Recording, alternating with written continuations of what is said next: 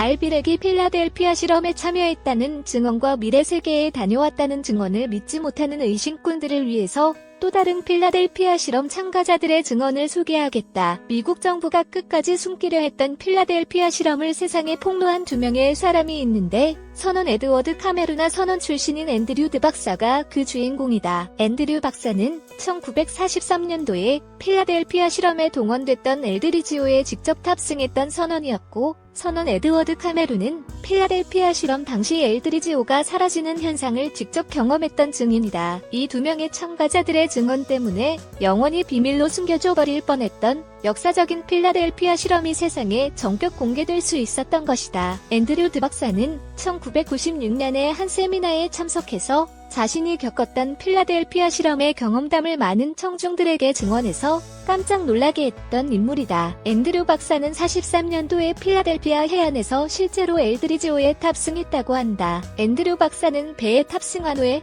실험장치의 스위치가 가동되었고 곧바로 배 안으로 엄청난 양의 전류가 흘렀고 배 안에 타고 있던 많은 사람들은 극도의 공포감에 사로잡혀 있었다고 한다. 이내 배 안에 엄청난 자기장이 형성되었고 엘드리지오가 졸지에 짙은 녹색의 안개에 휩싸이게 되었으며 그 즉시 엘드리지오가 사려졌다고 한다. 이처럼 배가 사라지는 동안에 엘드리지오 안의 사람들은 온몸이 찢겨지는 듯한 엄청난 고통을 느꼈다고 한다. 필라델피아 해안에서 엘드리지오가 사라진 후에 앤드류 박사는 눈부신 성광을 보았으며 이내 여러 가지의 시간여행을 경험했다고 하며 그렇게 길고 긴 시간이 지난 후에 자신이 탄 엘드리지오가 다시 항구로 되돌아와 있었다고 한다. 이렇게 필라델피아 실험 당시 엘드리지오에 직접 탑승했던 앤드류 박사는 자신이 경험한 시간여행을 생생히 기억하고 있었다. 앤드류 박사 외에도 또 다른 경험자가 바로 에드워드 카메룬과 덩컨 카메룬 형제의 이야기이다. 카메룬 두 형제는 1943년 필라델피아 실험 당시의 수병으로서 엘드리지오에 탑승했던 적이 있었다고 한다. 필라델피아 실험으로 배가 자기장에 휩싸여서 없어지는 찰나에 에드워드 카메룬과 덩컨 카메룬은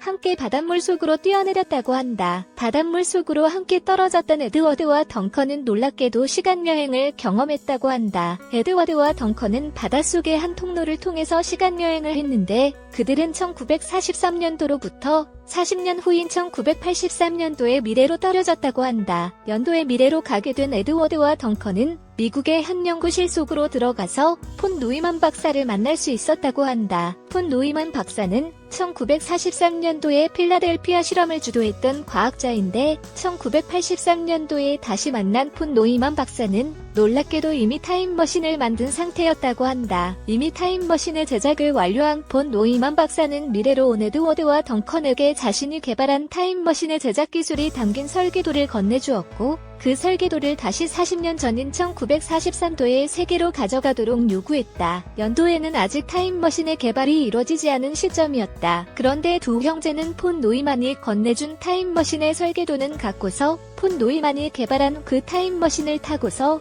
다시 1943년도로 돌아갈 수 있었다고 한다. 그리고 1943년도로 돌아온 카메론 형제는 당시 타임머신을 개발하기 위해서 절치부심하고 있던 폰 노이만에게 타임머신의 설계도를 건네주었고 그 설계도를 바탕으로 폰 노이만은 타임머신의 개발 연구에 몰두한 끝에 타임머신을 개발할 수 있었다고 한다. 정말 놀라운 사실이 아닌가.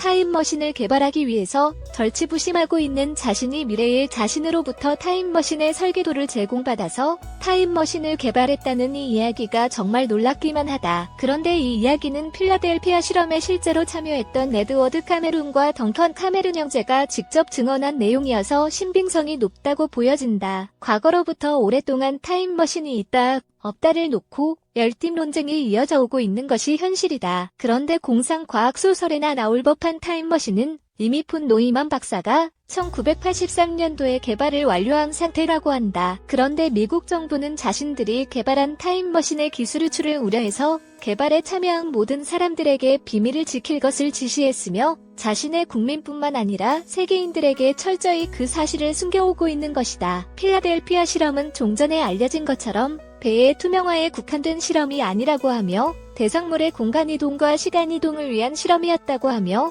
궁극적으로는 타임머신의 개발을 위한 실험이었다고 한다. 당시 세계 최고 권위의 과학자들인 아인슈타인과 니콜라 테슬라, 폰 노이만 박사 등이 참여했던 필라델피아 실험으로 인해서 미국은 사상 최초로 물체의 투명화와 시간여행이 가능하게 된 것이다. 그런데 이렇게 필라델피아 실험에 성공해서 타임머신 같은 대단한 성과물 등이 개발되었다는 사실을 대부분의 미국 사람들은 모르고 있다고 하니 정말 아이러니가 아닐 수가 없다. 말로는 민주주의와 인권을 줄기차게 외치고 있는 미국 정부는 이 같은 고급 기술은 소수의 권력자들만 독점하고 있고 국민들은 세금만 내면 되는 통치의 대상자 내지는 하수인들로만 생각하고 있는 것 같다. 입으로만 민주주의를 외치고 있는 미국의 이중성과 이율배반성을 여실히 보여주는 사건이라고 하겠다. 타임머신의 개발을 완료한 미국은 앞으로의 전쟁이나 행성탐사 등 우주개발 같은 초특급 프로젝트를 실시할 경우에 물체의 투명화나 공간이동, 시간이동 같은 초특급 기술들을 적극 활용할 것으로 전망된다. 미국의 한 중앙정보국 요원의 증언에 따르면